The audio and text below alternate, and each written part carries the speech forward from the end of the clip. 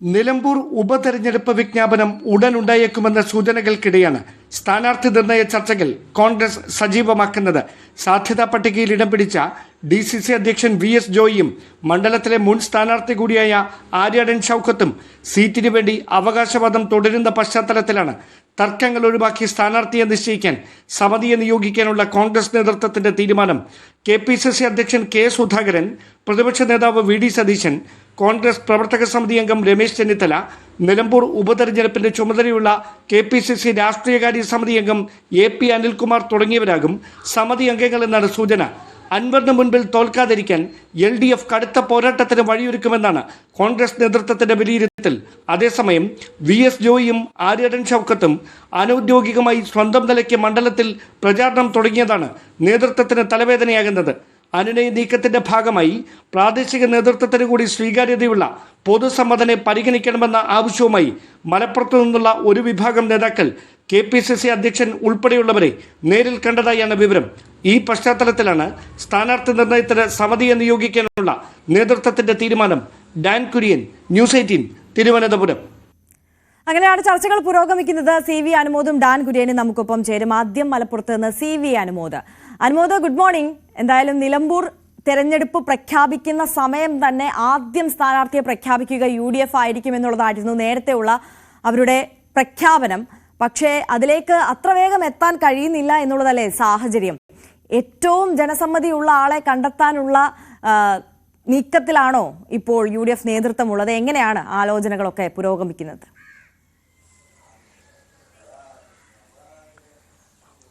Arya, good morning.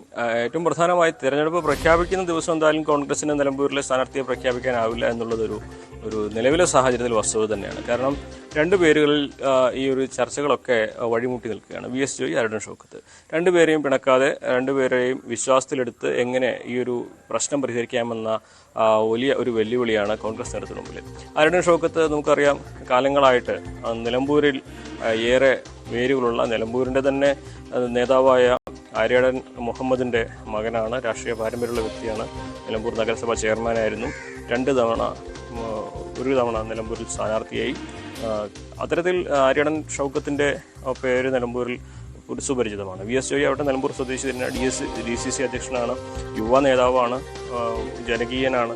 അങ്ങനെ VS ജോയിയെ അനുകൂലിക്കുന്നവർക്ക് മുമ്പിലും ഒരുപാട് അദ്ദേഹത്തിന് സ്ഥാനാർത്ഥിയാകുന്ന ന്യായമാണ്. അതിനൊപ്പം തന്നെ PV അൻവറിൻ്റെ പിന്തുണയും VS ജോയിക്കാണ് പൂർണ്ണമായും ലഭിക്കുക എന്ന ഒരു കാര്യം കൂടിയാണ്. അപ്പോൾ ഈ രണ്ട് പേരുകളിൽ ആര് എന്നുള്ളതിലാണ് തർക്കം.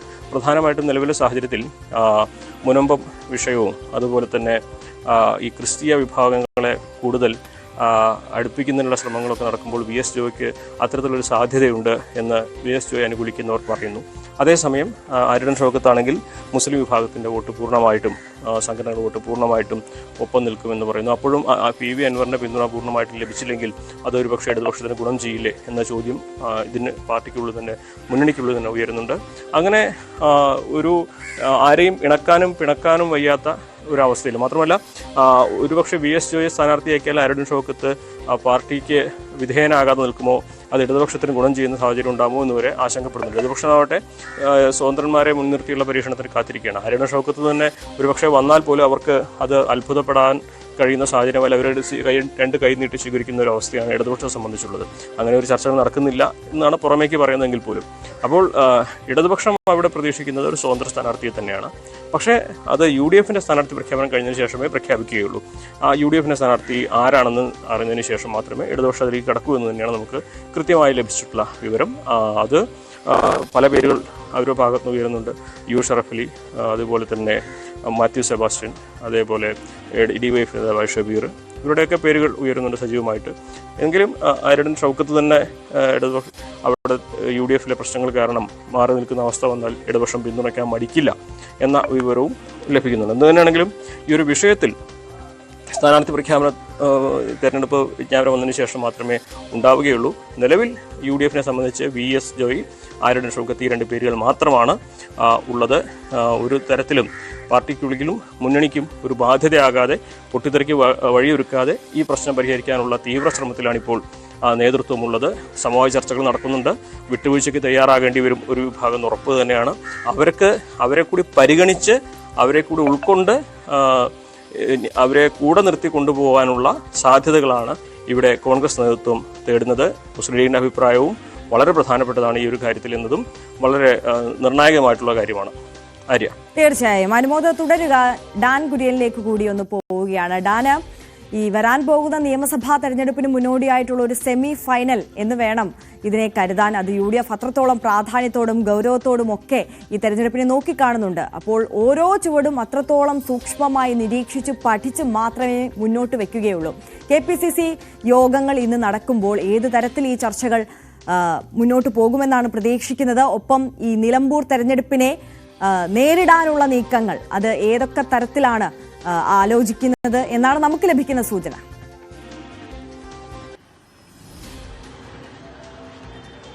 ആര്യ, KPCCയുടെ എക്സിക്യൂട്ടീവ് യോഗമാണ് രാവിലെ 10 മണിക്ക് KPCC ആസ്ഥാനത്ത് KPCC അധ്യക്ഷൻ K. സുധാകരന്റെ അധ്യക്ഷതയിൽ ഇന്ന് ചേരുന്നത്.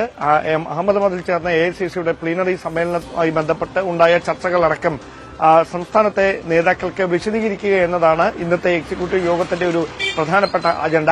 പക്ഷേ അവിടെ നിലമ്പൂർ ഉപതെരഞ്ഞെടുപ്പുമായി പാർട്ടി സ്വീകരിക്കേണ്ട മറ്റ് നിലപാടുകൾ, നയങ്ങൾ, സ്ഥാനാർത്ഥി നിർണ്ണയവുമായി ബന്ധപ്പെട്ട കാര്യങ്ങളിലെ അനിശ്ചിതത്വങ്ങൾ ഇതെല്ലാം ചർച്ചയാകാനാണ് സാധ്യത. എന്തായാലും നമുക്ക് ലഭിക്കുന്ന സൂചനകൾ അനുസരിച്ച് KPCC ഒരു കോൺഗ്രസ് നേതൃത്വം ഒരു എക്സിക്യൂട്ടീവിനെ, അതായത് ഒരു പ്രത്യേക സമിതിയെ തന്നെ സ്ഥാനാർത്ഥി നിർണ്ണയത്തിന് വേണ്ടി നിയോഗിക്കുകയാണ്. KPCC അധ്യക്ഷൻ K. സുധാകരനും പ്രതിപക്ഷ നേതാവ് VD സതീശനും മുൻ പ്രതിപക്ഷ നേതാവ് രമേശ് ചെന്നിത്തലയും അതോടൊപ്പം തന്നെ നിലമ്പൂരിന്റെ ചുമതലയുള്ള KPCCയുടെ രാഷ്ട്രീയകാര്യ സമിതി അംഗം കൂടിയായ AP അനിൽകുമാർ ഉൾപ്പെടെയുള്ളവർ അടങ്ങുന്ന ഒരു സമിതിയായിരിക്കും സ്ഥാനാർത്ഥി നിർണ്ണയത്തിന്റെ കാര്യത്തിൽ അന്തിമമായ ഒരു തീരുമാനമെടുക്കുന്നതിന് വേണ്ടി പാർട്ടി നിയോഗിക്കുന്നത് എന്ന് വേണം മനസ്സിലാക്കാൻ. നേരത്തെ അനുമതി സൂചിപ്പിച്ച പോലെ ജോയിയും അതോടൊപ്പം തന്നെ ആര്യടൻ ഷൌക്കത്തും കടുത്ത നിലപാടിൽ ഉറച്ചു നിൽക്കുകയാണ്. ഇരുവരും അനൌദ്യോഗികമായി അവിടെ പ്രചാരണം തുടങ്ങിയ ഒരു സാഹചര്യമുണ്ട്. ഇതാണ് നേതൃത്വത്തിന് തലവേദനയാകുന്നത്. ഈ പശ്ചാത്തലത്തിലാണ് ഈ പ്രശ്നം രമ്യമായി പരിഹരിക്കുക എന്ന ഒരു ഉദ്ദേശത്തോടെ ഒരു സമിതിയെ തന്നെ നിയോഗിക്കാനുള്ള കോൺഗ്രസ് നേതൃത്വത്തിന്റെ തീരുമാനം. പക്ഷേ അവിടെ ആര് വിട്ടുവീഴ്ചയ്ക്ക് തയ്യാറാകും, ആരെ അനുനയിപ്പിക്കാനാകും എന്നതാണ് നേതൃത്വം നേരിടുന്ന വെല്ലുവിളി. കാരണം രണ്ടും ന്യൂനപക്ഷ വിഭാഗങ്ങളുടെ പ്രതിനിധികളാണ്.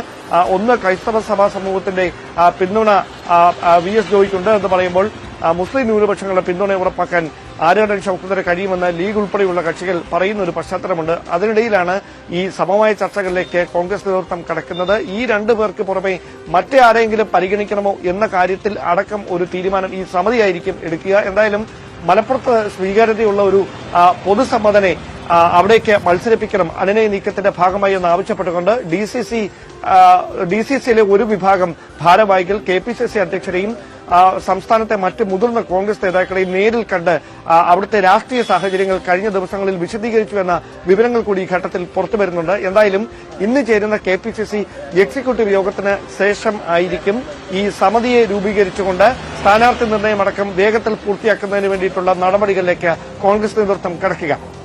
തീർച്ചയായും ഡാൻ കുര്യനാണ് വിവരങ്ങൾ നൽകിയത്. എന്തായാലും വലിയ തലവേദനയായി മാറുകയാണ് നിലമ്പൂരിലെ സ്ഥാനാർത്ഥി നിർണയം എന്നുള്ളത് തർക്കമില്ലാത്ത കാര്യമാണ്. അനുമോദിലേക്ക് ഒരിക്കൽ കൂടി. അനുമോദ്, ഈ നിലമ്പൂർ തെരഞ്ഞെടുപ്പുമായി ബന്ധപ്പെട്ട് കൂട്ടിച്ചേർത്ത് വായിക്കേണ്ട ഒരു കാര്യം എന്ന് പറയുന്നത് PV അൻവറിന്റെ UDF പ്രവേശനമാണ്.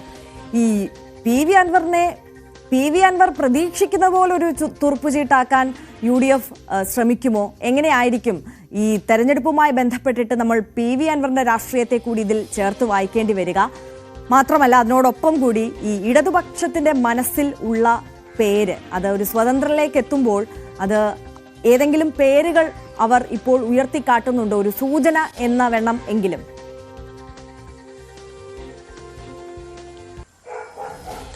ആര്യ, PV അൻവറിന്റെ സ്വാധീനം അത് മണ്ഡലത്തിൽ ഫലത്തിലേറെ നിർണായകമാണെന്ന് ഇടതുപക്ഷത്തിനും വലതുപക്ഷത്തിനും അറിയാം. UDFനാണ് അതിപ്പോൾ കുറച്ചുകൂടി അനുകൂലമായുള്ള സാഹചര്യം. കാരണം MLA എന്ന നിലയ്ക്ക് അൻവർ നടത്തിയ പ്രവർത്തനങ്ങൾ, അദ്ദേഹം സ്വന്തം എടുത്ത ഒരു വോട്ട് ബാങ്ക്, ആ വോട്ട് ബാങ്ക് ഒറ്റയ്ക്ക് ഒരുപക്ഷെ അൻവറിന് ജയിക്കാൻ കഴിഞ്ഞില്ലെങ്കിലും ആരെയും ജയിപ്പിക്കാനും തോൽപ്പിക്കാനും ഒരുപക്ഷെ അനുമോദിലേക്ക് നമുക്ക് തിരികെ എത്താം വരും നിമിഷങ്ങളിൽ. ഇപ്പോൾ